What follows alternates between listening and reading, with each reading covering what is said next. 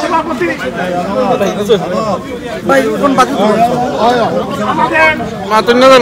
আওয়ামী লীগের সংগ্রামী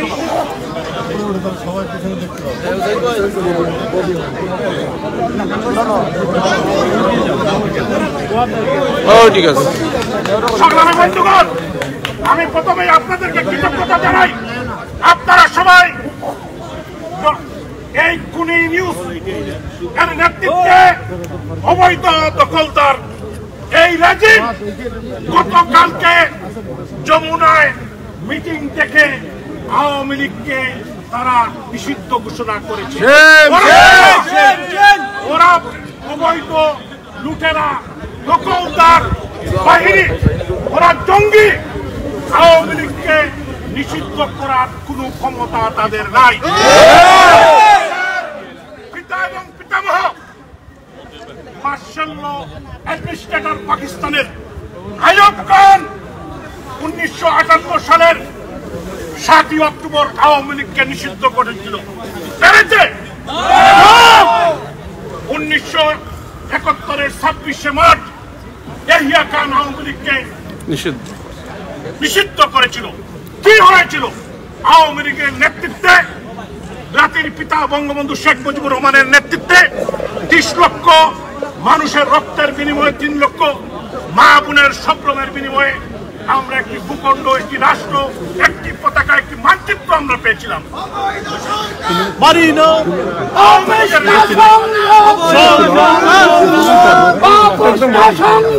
সংগ্রাম সংগ্রাম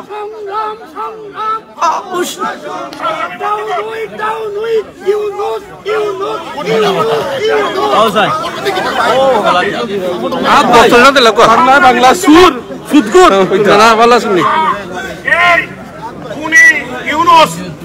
আমাদের নেত্রী জাতির জনক বঙ্গবন্ধু শেখ মুজিবুর রহমানের সুযোগ্য কন্যা, বাংলাদেশের সফল প্রধানমন্ত্রী রাষ্ট্রনায়ক শেখ হাসিনা, উনার নেতৃত্বেই সারা বাংলাদেশে আওয়ামী লীগের কার্যক্রম চলছে।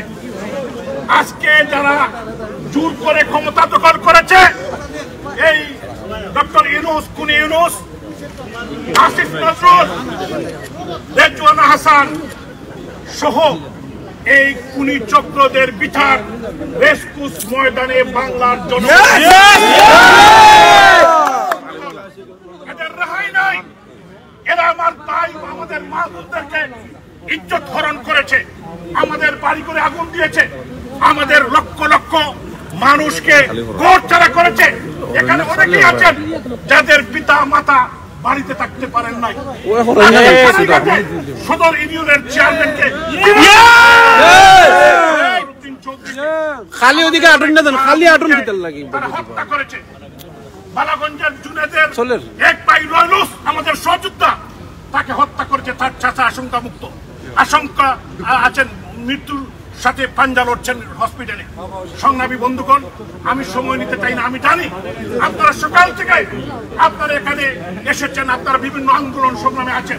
আমি আপনাদের সহযোদ্ধা হিসেবে, আপনাদের একজন ভাই হিসেবে আমি সবাইকে সব ভেদাভেদ ভুলে গিয়ে আওয়ামী লীগের নেতৃত্বে যুবলীগ, ছাত্রলীগ, স্বেচ্ছাসেবক লীগ, শ্রমিক লীগ, মহিলা আওয়ামী লীগ, মহিলা যুবলীগ, আমাদের তাঁতি লীগ, কৃষক লীগ, শ্রমিক লীগ, যত সব যুব মহিলা লীগ সহ যত সংগঠন আছে, গৌরব 71 সহ সামাজিক সংগঠন যারা এই প্রবাসে মুক্তিযুদ্ধের পক্ষে কাজ করেন, আমরা এদের বিরুদ্ধে আমাদের গণজাগরণ করে তুলতে হবে।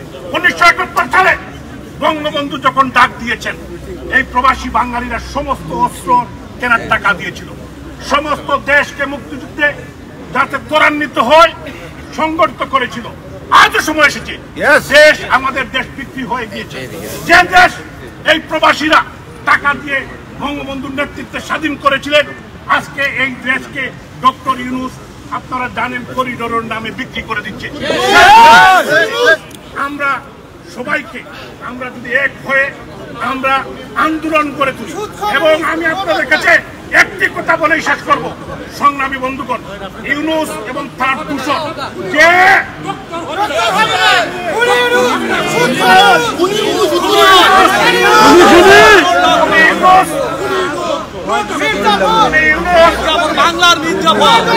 এই মির্জাপুর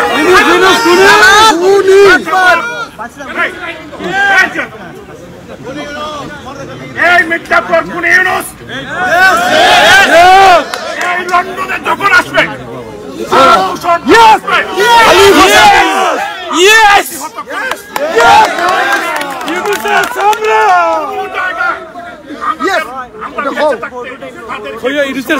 করতে দেওয়া হবে না।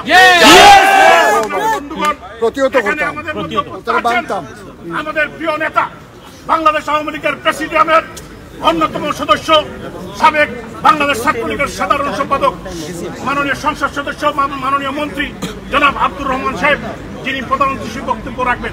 এখানে উপস্থিত হয়েছেন বাংলাদেশ আওয়ামী লীগের সাবেক সাংগঠনিক সম্পাদক, সাবেক ছাত্রনেতা, সাবেক মন্ত্রী জনাব খালেদ মাহমুদ চৌধুরী। উপস্থিত আছেন আমাদের সিলেট জেলা আওয়ামী লীগের সংগ্রামী সভাপতি, সাবেক মন্ত্রী জনাব শফিকুর রহমান চৌধুরী সহ আমাদের সিলেট 3 আসনের মাননীয় সংসদ সদস্য আমার বন্ধু হাবিবুর রহমান হাবিব সহ আমাদের যুক্তরাজ্য আওয়ামী লীগের সংগ্রামী নেতৃবৃন্দ, যুবলীগ ছাত্রলীগের নেতৃবৃন্দ, সবাইকে সংগ্রামী অভিনন্দন জানিয়ে আমি আমার বক্তব্য শেষ করছি। জয় বাংলা।